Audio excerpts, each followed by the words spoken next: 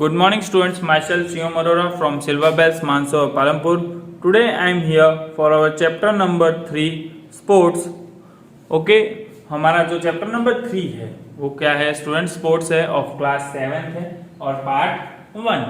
Okay, अब जो ये स्टूडेंट्स जो चैप्टर है स्पोर्ट्स का, इसके बारे में स्पोर्ट्स, अब हम सब बच्चों को पता है कि सब बच्चों को स्पोर्ट्स बहुत ही पसंद होगी. अब जहां भी आप जाओगे वहां पे आपको पता चल जाएगा कि स्पोर्ट्स का क्या वैल्यू है स्टूडेंट्स. ओके, स्पोर्ट्स में बहुत ही जगह आपको वैल्यू देखने मिलता होगा. हर एक जगह की कुछ ना कुछ कोई ना कोई बच्चे के ड्रीम्स होते हैं कि स्पोर्ट्स में जाने के लिए. अब स्पोर्ट्स चैप्टर हम पढ़ने से पहले हमें एक पोएम दी गई है यहाँ पे, हम इस पोएम को एंजॉय करनी है. ड्रीम्स. सबसे पहले मैं आपको पोएम समझाने से पहले स्टूडेंट्स आपको बोल देता, ये पोएम आपको लर्न करनी है, आपके एग्जाम के लिए मोस्ट इंपॉर्टेंट पोएम है. ओके, इस पोएम का नाम क्या है? ड्रीम्स. ड्रीम्स तो स्टूडेंट आपको पता है ड्रीम्स कैसे क्या होता है, सपने. अब dreams dreams dreams dreams of people, dreams of trees, dreams of land and the dreams of seas. अब हमें पता है ड्रीम्स ड्रीम्स ड्रीम्स ड्रीम्स सबके होते हैं. ड्रीम्स पीपल के भी ड्रीम्स होते हैं, ट्री के भी ड्रीम्स होता है, लैंड के भी ड्रीम्स होते हैं, और ड्रीम्स ऑफ सीज, जो सीज होते हैं वो भी होते हैं, सी के भी ड्रीम्स होते हैं. Dreams to grow big, dreams to grow rich, and dreams to prosperous, and dreams of peace. अब हमारे को पता है किस तरीके से हमें, एक तो हमें बिग बड़ा बनने के लिए, रिच प्रॉस्परस के लिए, पीस के लिए शांति के लिए, इन चारों की जरूरत पड़ती है. और ड्रीम्स हमें इन चारों चीजों के लिए ये मेन है, इन्हीं के लिए हमें जरूरत पड़ती है. The dreams of our country is growth. अब हमें पता है जो अगर हमारी कंट्री के ड्रीम्स होगा तो क्या ड्रीम्स होगा? ग्रोथ होना चाहिए. The dreams of love and the dreams of hope. अब हमारी कंट्री के लिए कौन कौन से ड्रीम्स होने चाहिए? तो इसका एक तो ग्रोथ का, and the dreams of love and the dreams of hope होना चाहिए. और लास्ट में क्या? Dreams dreams dreams dreams that all the dreams comes true. इसने बोला, क्या बोला गया कि ड्रीम्स क्या, आप जो भी सपने लेते हो उसे कंप्लीट करो, पूरा करो. ऑल द ड्रीम्स जो भी आपके हैं, और उससे कभी ना कभी तो हम पूरे होंगे. ओके स्टूडेंट्स, और ये पोएम किसने लिखी है? एस्थर सैमुअल्स ने लिखी है. तो स्टूडेंट्स ये था हमारा एक्टिविटी नंबर 1, जो ड्रीम्स पोएम दी गई है, जो स्पोर्ट्स चैप्टर से रिलेटेड है. अब जो हमारी एक्टिविटी नंबर 2 है स्टूडेंट्स, यहाँ पे आपको एक एक्टिविटी दी गई है, वो आपको एक्टिविटी घर पे सॉल्व करनी है. क्या एक्टिविटी है? The poem refer to different dreams. हमें पता है पोएम किससे रिफर है? ड्रीम्स से रिफर है. क्या? सबके अलग अलग ड्रीम्स होते हैं वो. What do you think the dream of hope and the dream of the peace look like? अब आपको पता होगा कि आपने यहाँ पे जो बोला गया ड्रीम ऑफ होप और ड्रीम ऑफ पीस, ये किसके थ्रू रिलेटेड बोला गया है, वो आप यहाँ पे डिस्क्रिप्शन के अंदर यहाँ पे स्टूडेंट्स लिख सकते हो. और आपको एक और एक्टिविटी स्टूडेंट्स में यहाँ पे दे रहा हूँ, व्हाट इज योर ड्रीम. अब बच्चों, आपका क्या ड्रीम है? आपको क्या बनना है? आपको क्या करना है? आपका भी कुछ सपना होगा, वो सपना आप यहाँ पे लिख सकते हो 5 to 6 लाइन्स के अंदर. ओके, अब स्टूडेंट्स इसके बाद वाला जो एक्टिविटी है वो एक्टिविटी नंबर 3. यहाँ पे आपको कुछ गेम्स के बारे में डिस्क्राइब करा गया है जो स्पोर्ट्स के अंदर है हमारी. अब उस एक्टिविटीज को हम देख लेते हैं वो क्या है. अब गेम्स, फर्स्ट हमारी जो गेम यहाँ पे बताई गई है वो कौन सी है? टाइक्वांडो बताई गई है. The taekwondo, it is a modern martial art. अब ये क्या है? मॉडर्न मैरिटल आर्ट है स्टूडेंट्स जो हमारे लिए, and characterised by the fast high and the spring kicks. और ये किसमें इसकी किसके तरफ से जानी जाती है? इसका मेन जानने का रीजन क्या है? जो फास्ट हाई और स्पिनिंग, और जो फटाफट जोर से एकदम किक्स होती है वो मारी जाती है, उस गेम के लिए ये स्पेशलिस्ट है. द टाइक्वांडो मीन्स इसे क्या बोलते हैं? The art of kicking and the punching. जो किसी को किक मारते हैं या हम पंच करते हैं स्टूडेंट, और the art of unframed art combat the sport organize. और जो ये क्या बोलते हैं इसे? The art of unarm combat भी बोलते हैं, और साथ ही साथ हम इसको क्या बोल सकते हैं? The art of kicking and punching. ये दोनों चीज भी हम बोल सकते हैं. और ये स्पोर्ट ओरिजिनेट, एक स्पोर्ट्स कहाँ से आया? कोरिया में से आया है. This sports originate in Korea and is the one of the most popular modern martial art. और ये सबसे जो आज के टाइम का मॉडर्न मैरिटल आर्ट है टाइक्वांडो. ओके, इसके बाद स्टूडेंट जो सेकंड जो हमारा स्पोर्ट्स है यहाँ पे वो कौन सा है? कराटे. आपको देखो इस तरीके से देखने में मिलता होगा. ये टाइक्वांडो के फोटोज दिए गए या आपको कराटे के दिए गए हैं. The karate it is the heart from our martial art of Japanese origin. अब आपको पता है स्टूडेंट्स, हमारे स्कूल में भी एक्टिविटीज चलती है कराटे की, बहुत सारे बच्चे हैं जो कराटे सीखते हैं, बट हमें ये बताया गया है कि ये जो आर्ट है मैरिटल आर्ट, ये कहाँ से है, जापानीज, जो जापानीज लोग है वहां से आया है। It is a striking art using a punching, kicking and the knee and the elbow strikes on the opposite bodies. अब जो आपका जो अपोजिशन में जो भी होता है, आपका जो भी ओपिनेंट होता है, आपको उसको किस तरीके से आप उससे लड़ सकते हो, पंचिंग से, किकिंग से, knee and the elbow strike on the opponent body, या एल्बो या नी पे इस जगह से भी आप उस तरीके से लड़ सकते हो। आप स्टूडेंट्स खेलते होंगे कराटे, आपने प्रैक्टिस भी करी होगी बहुत सारी, आपको पता होगा कि कराटे किस तरीके से करे जाते हैं।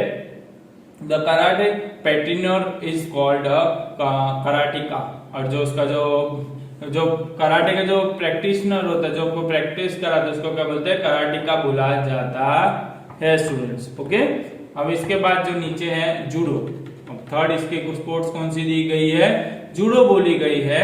आपको यहाँ पे जूडो देखने मिलता होगा students. The judo, it is the gentle form of the martial art again of the Japanese origin। और ये जूडो भी कहाँ से आई है स्टूडेंट्स, जापानीज ही, जापान जो जापान है वहां से ओरिजिन हुई है। It's most prominent features is the competitive elements where the objective is to throw an opponent to the ground। अब इसका जो मेन होता है जूडो में क्या होता है कि आपका जो भी ओपोनेंट है आपको उसको पकड़ के खाली ग्राउंड पे गिराना है, एंड इम्बोलराइज और द सबड्यू एन ओपोनेंट, और जब तक वो नीचे गिर के वो हार ना मान ले तब तक सबड्यू मींस उसको एकदम सीधे आपके बैक के साइड पे आपको उसको गिराना है अपने ओपोनेंट को। अगर आप इस तरीके से गिरा देते हो तो आपको ये जूडो में आप जीत सकते हो स्टूडेंट्स। ओके, ये था हमारा स्पोर्ट्स का 3 पार्ट। अब स्टूडेंट्स इसके बाद जो हमारी एक्टिविटी नंबर 4 है, यहाँ पे एक्टिविटी नंबर 4 क्या दी गई है, हैव यू हियर और read something about the disability sports. क्या आपने डिसेबिलिटी स्पोर्ट्स के बारे में क्या कभी सुना है, read detail of such sports. अब उसके बारे में हमें थोड़ी बताई गई है डिसेबिलिटी स्पोर्ट्स कैसा होता है स्टूडेंट्स, उसके बारे में हम थोड़ा इसके बारे में भी जान लेते हैं जो हमारी एक्टिविटी नंबर 4 है। While sport has value in everyone's lives। अब स्पोर्ट्स हर एक की लाइफ में स्टूडेंट्स आपको पता होगा कि स्पोर्ट्स तो जुड़ा ही होता है कहीं ना कहीं। आप स्कूल में भी स्पोर्ट्स खेलते हो, कॉलेजेस में भी खेलते हो, अगर आप चलो पढ़ते हो तो खेलते ही हो, बट अगर आपके फादर है, आपकी मदर है, उनसे भी स्पोर्ट्स रिलेटेड होगा स्टूडेंट्स। वो भी कभी कभी आपके फादर कभी संडे को खेलने चले जाते होंगे कहीं, या कभी आपके मदर भी खेलने, कभी आपके मदर या बैडमिंटन है, जैसे आप कोई गली में खेलते हो स्टूडेंट्स, उस तरीके से खेल लेते हो। स्पोर्ट्स हर एक के लाइफ में बेटा कहीं ना कहीं से जुड़ा हुआ होता है। कभी आप अगर बचपन अभी बड़े हो तो आप नहीं खेल रहे हो, तो बचपन में तो आप कभी ना कभी खेले हुए होंगे। It is even more important in the life of a person with a disability. अब जो डिसेबिलिटी मीन्स कि जिनको फिजिकली कुछ प्रॉब्लम है स्टूडेंट जिसकी बॉडी में, उनके अंदर भी डिसेबिलिटी, वो भी उनके रिलेटेड स्पोर्ट्स वो खेल सकते हैं, उनसे भी जुड़ा हुआ है। This is because of the rehability influence sports can not only in the physical body but also and rehability peoples with the disability into the society. अब ऐसी भी सोसाइटी है स्टूडेंट्स के जहाँ पे जो डिसेबिलिटी वाले लोग हैं उनसे भी स्पोर्ट्स जुड़ा हुआ है। आप भी देखते होंगे इंडिया के अंदर भी बहुत सारी ऐसी टूर्नामेंट्स होती है जो डिसेबिलिटी वाले की होती है, जैसे क्रिकेट भी होती है, अलग अलग बहुत सारी गेम्स होती है जिससे लोग खेल सकते हैं उन्हें।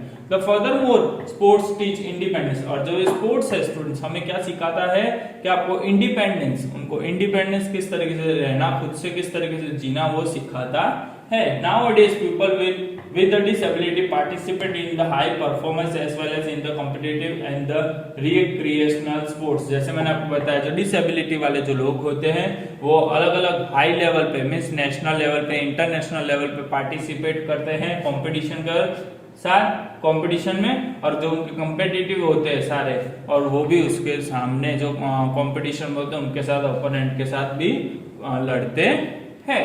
ओके स्टूडेंट्स, अब इसके बाद सेकंड पैराग्राफ है the number of people with the disability involve in sports and the physical recreation is the steadily increased around the world with organized sports for the athletes, and the disability divided into the three main disability groups: sports for the deaf, sports for the person and the physical disability of students, and the sports for person with the intellectual disabilities.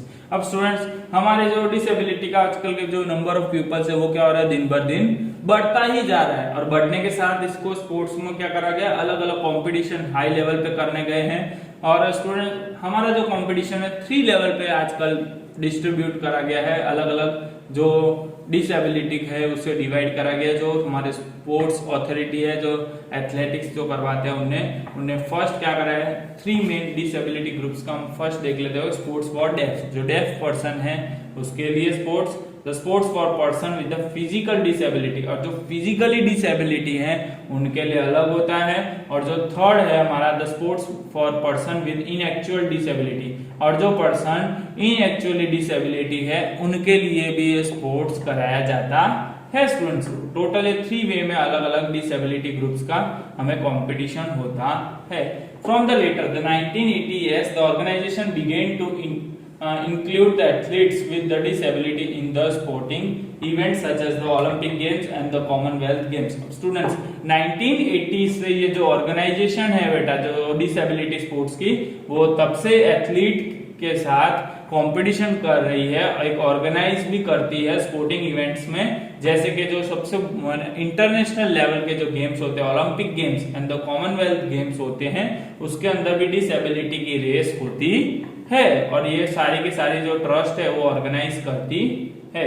However, many sports are participated by person with the disability outside the formal sports movement. For example, अब student, बहुत सारे जो ऐसे disability persons होते हैं जो formal sports movement के होता है, अलग अलग पर्सन्स होते हैं, वो गेम्स ज्वाइन करते है। जैसे कि एग्जांपल कौन कौन सी गेम्स इसके अंदर होती है, wheel chair, basketball, wheel chair है ना स्टूडेंट्स, वो बास्केटबॉल गेम्स हो गई। व्हील चेयर बास्केटबॉल ये पूरी गेम है जो व्हील चेयर से खेली जाती है, व्हील चेयर पे बैठे बैठे। व्हील चेयर डांसिंग भी होती है, वेट लिफ्टिंग भी होती है उनकी, स्विमिंग्स भी होती है, and the many other sporting activities you can join if you can mentally और फिजिकल डिसेबल। अगर आप फिजिकली और मेंटली डिसेबल हो तो आप, और दूसरी भी गेम्स होती है वो वहां पे ज्वाइन कर सकते हैं स्टूडेंट्स। ओके, ये था हमारा जो डिसेबिलिटी स्पोर्ट्स के बारे में था स्टूडेंट्स। जो होते हैं जो पर्सन डिसेबिलिटी वो खेल सकते हैं। आप यहाँ पे स्टूडेंट्स आपको मैं एक्टिविटी दे रहा हूँ, क्या है वो आपको देखनी है। Do you like this idea of having a separate sports for the disable? क्या आपको ये आइडिया पसंद है? हाँ स्टूडेंट्स, हमें ऑलवेज ये आइडिया पसंद होना चाहिए, क्योंकि कोई भी इंसान हो, छोटा हो या बड़ा हो या फिजिकली ठीक हो या डिसेबिलिटी वाला इंसान हो, सबको स्पोर्ट्स से तो जुड़ा रहना चाहिए। अगर स्पोर्ट्स क्या करता है, हमारी लाइफ में इंजॉयमेंट लाता है, इंजॉयमेंट तो लाता ही लाता है बेटा, बट साथ ही साथ आपकी क्या करता है, हेल्थ भी अच्छी रखता है, जिससे आप फिट एंड फाइन भी रहते हो। सो आपको यह आंसर आपको खुद से स्टूडेंट्स अपनी नोटबुक में लिखना है। और आज के लिए हम इतना ही रखते हैं, बाकी का हम जो एक्टिविटी है इसको हम सेकंड पार्ट में देखेंगे। Okay students, thank you.